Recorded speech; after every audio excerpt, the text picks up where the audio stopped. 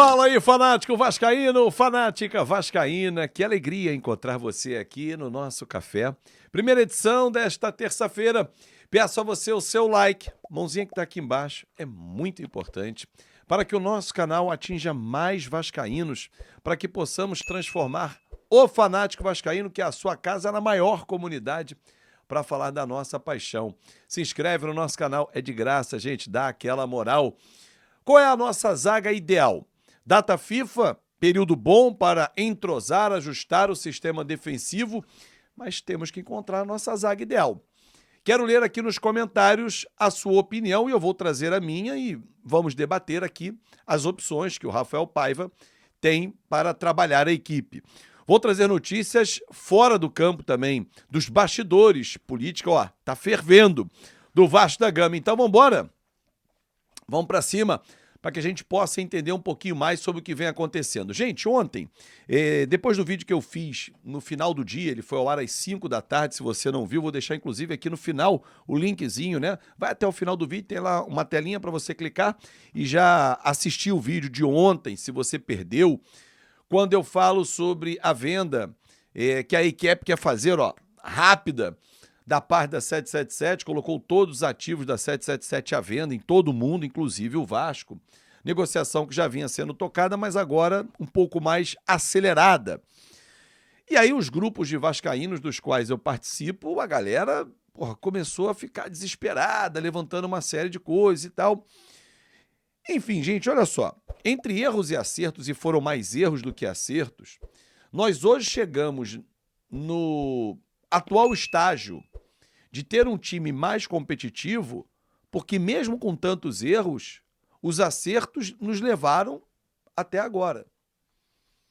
Jogadores como Verratti, Léo Jardim, Piton, estou dizendo aqueles que são inquestionáveis do time. O próprio Payet, que apesar de não estar bem fisicamente, é um jogador inquestionável, a sua qualidade técnica é muito acima da média. O João Vitor, jogadores que foram contratados. A época da 777, ela faliu, ela quebrou, Pedrinho de forma correta tirou, deixaram um rastro, uma série de cagalhopanças, o Vasco vai corrigir, beleza. Mas não podemos apontar o dedo e dizer que não teve nada de positivo. Claro que tem coisas positivas. Ah, mas os erros foram maiores, por isso saiu. Se os acertos fossem maiores, estivesse tudo em dia, a empresa não tinha quebrado, seguia como parceira do Vasco. E aí, até num dos grupos que eu participo, algumas pessoas começaram a questionar o fato da dívida, da venda não ter sido 1 bilhão e 400, 1 bilhão e 700. Falei, gente, não fui eu que trouxe a informação. Eu apenas falei o que o ex-presidente Jorge Salgado disse para mim na entrevista exclusiva. Aliás, essa entrevista exclusiva, vou deixar também no final do vídeo, tá? O link para vocês aqui, só clicar no final.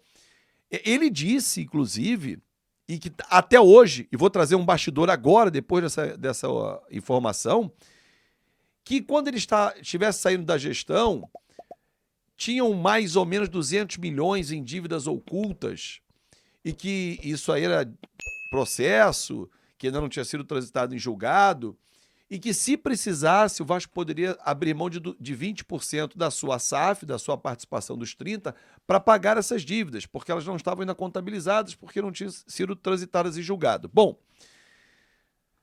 a propósito disso, abriram sindicância, investigação, uma série de coisas.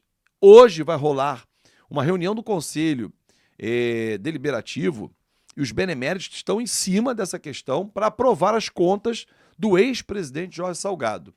Recentemente, o Adriano Mendes, o Zeca Bulhões, que está na SAF do Botafogo, e o Carlos Fonseca, ex-presidente do Conselho Deliberativo, eles foram chamados, foram convocados pelo Conselho do Vasco para prestar esclarecimentos, para dar explicações sobre o contrato feito com a SAF, né, a 777. Eles mandaram por carta uma resposta. E há um questionamento muito grande em cima do Carlos Roberto Osório, do Roberto Duque Estrada, do próprio ex-presidente Jorge Salgado. E isso não é novidade, porque o Pedrinho disse para mim na CBF, para mim, no final de entrevista, que fiquei só eu, acho que eu, ele e o Wellington Campos, ou só eu e ele, eu não recordo se o Wellington, do canal Wellington Campos FC, um grande abraço, o Wellington estava presente, ou se fiquei só eu e o Pedrinho. Ele disse que ia cobrar de todo mundo que lesou o Vasco. Doa quem doer. E os nomes estão aí, todo mundo sabe. E o jurídico vai em cima. Então, o bastidor político do Vasco está fervendo. Ontem rolou uma reunião. O Alain Belaciano, que é o presidente da Assembleia Geral, foi representando a diretoria administrativa para prestar alguns esclarecimentos, mas hoje vai rolar a prestação de contas, né, a aprovação das contas de 2023 ainda, do ex-presidente Jorge Salgado, e os questionamentos vão continuar em cima da SAF do Vasco, da 777, que está fora, a IQEP agora está tocando essa operação. Bom, vamos ao tema principal do vídeo, né? Porque esse tema político, ele ferve e a galera vem junto. Bom, João Vitor e Léo, João Vitor e Michael, ou Michael e João Vitor, porque isso aí interfere. O Michael jogando pela canhota foi um horror contra o Juventude, torto.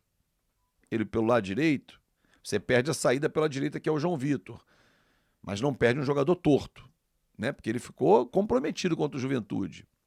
Rojas e João Vitor e Rojas, João Vitor e Lincoln, Lincoln e João Vitor. Ontem, conversando com um grande amigo vascaíno, ele falou assim, cara, o problema é que a gente só tem um canhoto. Verdade.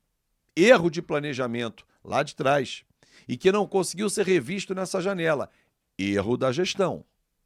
O Marcelo Santana não foi capaz de trazer um zagueiro canhoto, porque a gente fica à mercê do Léo. Só tem o Léo, então tem que escalar o Léo, porque ele é o único canhoto. Tinha que ter um segundo canhoto, ou pegar um garoto da base canhoto e já começar a trabalhar para botar ele para jogar. Mas dois destros não podem jogar juntos. Isso é uma discussão que a gente pode ter. Hoje a minha zaga seria Michael na direita e João Vitor na esquerda. Nós não temos um canhoto. Ou você bota João Vitor e Léo? Não botaria. O Léo não vem numa boa fase. É atrair um problema que não precisa. Vem jogos importantes aí. São Paulo e Atlético Mineiro. Jogos fundamentais. A nossa defesa hoje, ela é a sexta pior do campeonato. Sofremos 38 gols. Só do Flamengo, em um jogo, levamos 6. Do Criciúma, 4. 10 gols em 2 jogos. Dos 38, em 2 jogos, nós conseguimos levar 10. E contra o Flamengo, nós estávamos com 3 zagueiros. Vocês vão lembrar que o João Vitor é expulso no fim do primeiro tempo. E mesmo assim, o Flamengo fez 3 gols quando tinha 3 zagueiros. Até de peito, o Pedro fez gol. Então, o problema talvez não esteja só nos nomes, e sim no sistema defensivo como um todo. Que começa lá na frente, Verratti marca pra caramba, Payet não marca, Coutinho não marca, Adson marcava, David marcava, mas os dois estão fora, Cocão marcava mais do que está marcando, Esforça no último jogo não foi bem, Hugo Moura marca pra caramba, mas inverteu, contra o Juventude ele saiu mais do que o Esforça ficou, Esforça como 5, não é o 5, 5 é o Hugo Moura, 8 é o Esforça. Você pode fazer a inversão na saída de bola. Abre os 2 zagueiros, vem o Esforça entre eles para sair para o jogo. Agora, na marcação, o homem à frente da zaga é o Hugo Moura. Muito mais força. O Cocão precisa medir um pouco a sua intensidade. Ele volta contra o São Paulo de suspensão. Mas precisa ter mais um meia ali, alguém para ajudar nessa marcação. O Vasco precisa encontrar esse formato para não estourar tudo na zaga. Toda vez que os nossos zagueiros ficam expostos, eles são batidos. Já observou isso? Isso quem tem que corrigir é o Rafael Paiva, que tem tempo, mais uma vez na data da FIFA, para corrigir isso. Corrigir e encontrar soluções e ensaiar jogadas. O Vasco não tem uma jogada ensaiada. Qual é a jogada do Vasco? Escape dos lados, bola na área, da intermediária ou eventualmente do fundo. O que mais? Bola trabalhada, uma tabela, uma triangulação. Bola parada, então esquece. Quantos gols de bola parada? Eu lembro do Vitória, por exemplo, escanteio cobrado por João Vitor. Mas foi ensaiada a jogada? Não. Foi uma cobrança por meio da área. Aquela jogadinha, casquinha. Quem lembra, na década de 90, o Vasco do Antônio Lopes, Pedrinho, Juninho, Ramon, falta lateral, Mauro Galvão cansava de dar aquele primeiro toque para trás. Evaí, Edmundo, Luizão, Donizete, quando mudou a dupla de ataque. Os caras faziam gol pra cacete. Jogadinhas ensaiadas. O Vasco não tem. Coutinho, Opaê, quem tiver em campo, alça na área. Piton, alça na área. E Oda-se, se vira aí. Léo Pelé estiver lá na frente, Michael, Verratti principalmente, é pouco, é pobre. Vamos ver. Quem é membro do nosso canal, e convido vocês a participar hoje da nossa live às 7 da noite. Aliás, tem 2 emojis novos lá, hein? Quem é membro do canal e chegou comigo aqui até o final, coloque uns 2 emojis novos que estão lá na galeria. Quero ver se você chegou até o final comigo aqui no vídeo. E vou deixar os 2 vídeos para você assistir. A entrevista com o Salgado tem um tempão, mas vale reassisti-la, né? Vale muito bem, vale muito mesmo assisti-la novamente. E o vídeo de ontem, se você perdeu a terceira edição na segunda-feira. Um grande abraço para vocês e até mais tarde.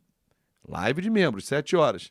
Depois vamos fazer uma live às 8, bater um papo. Fechado? Grande abraço e até mais tarde.